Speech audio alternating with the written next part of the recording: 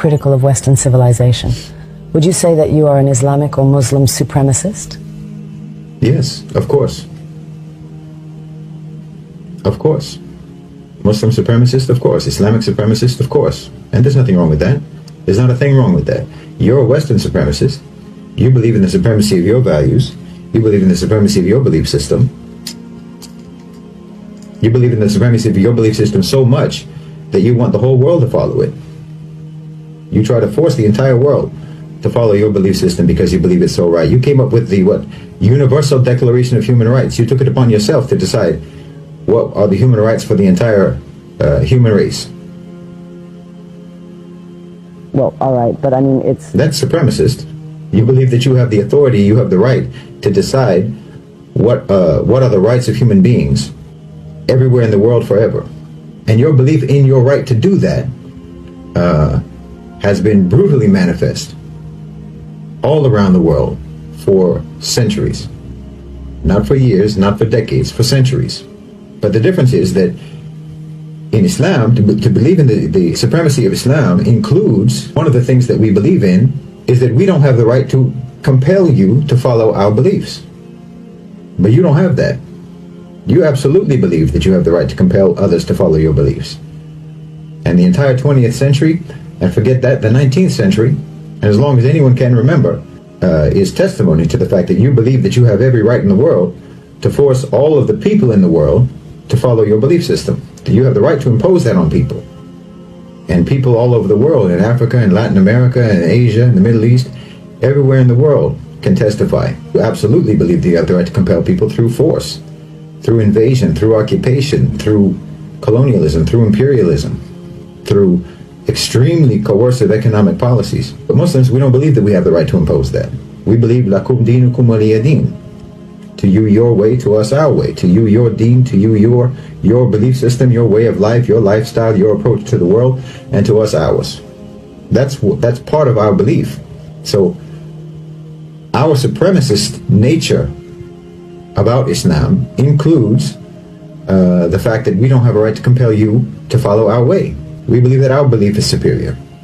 And we believe that anyone who follows that belief is following a superior belief system. And of course I fully believe that following Islam is the best way for any human being to live their life.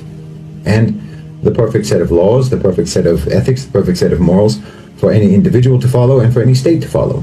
Being a Muslim supremacist isn't racial. Muslim isn't a race, it's not an ethnicity, it's a belief. And we absolutely believe in the perfection and superiority of what we believe in. We have absolute conviction about that, absolute commitment to that, certainty about that, yaqeen about that. But do you have that about yours? Do you have that conviction about yours? You're very busy trying to impose it all around the world, but when times get tough for you, your so-called enlightenment values go out the window, don't they?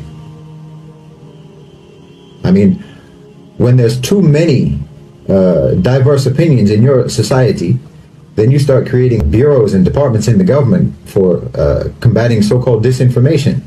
Freedom of the press is out the window. When times get tough, you ban protests. You arrest people for protesting. Freedom of assembly out the window. When your belief system becomes difficult to maintain, difficult to preserve, you throw it under the bus without hesitation. But that's not the case with Muslims.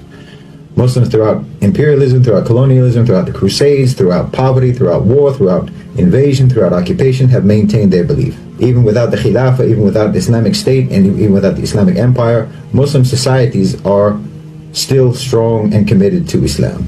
We're still committed to our belief system. Nothing can change that. Maybe we have failed states, but we don't have failed societies. We don't have failed cultures. Our governments may fall, but our people remain the same. Our people remain committed to the same values, to the same morals, to the same moral laws, regardless of whether there's a government over them to enforce that. But that's not the case with you. Even though you're trying to impose your value system all around the world, when things become difficult in your own societies, you abandon your principles, you abandon your values. They're insufficient for preserving the security and the stability and the tranquility of your societies. They're insufficient. They're inadequate for that. So that alone, along with many, many other things, that alone shows me the inferiority of your value system, the inferiority of your belief system, and the superiority of Islam. And your belief system, your enlightenment values, are extremely selectively applied in your society throughout your history. They apply to some people and not others. It's like in George Orwell's Animal Farm. Some people are more equal than others in your society. Your value system is not evenly applied. I mean, there's obvious examples everyone knows about. But just look at democracy, for example. You want democracy all around the world, supposedly. You say that you want democracy all around the world, so-called. But you don't even apply democracy. Let's just, for the sake of argument, let's pretend that you have a democratic system in the United States, and it's an actually healthy, functioning democratic system, which is obviously not the case. But let's just, for the sake of argument, pretend that it is. You don't believe that democracy is important, for example, in the private sector. You don't believe that businesses, that companies, that corporations should be democratic. Your belief in the supremacy of democracy does not extend to the private sector. Corporations don't have to be democratic, do they? In fact, corporations are sacrosanct. It's sacrilegious to say that there should be any intervention in the private sector to make it actually accountable to the population, accountable to the public, accountable to the workers.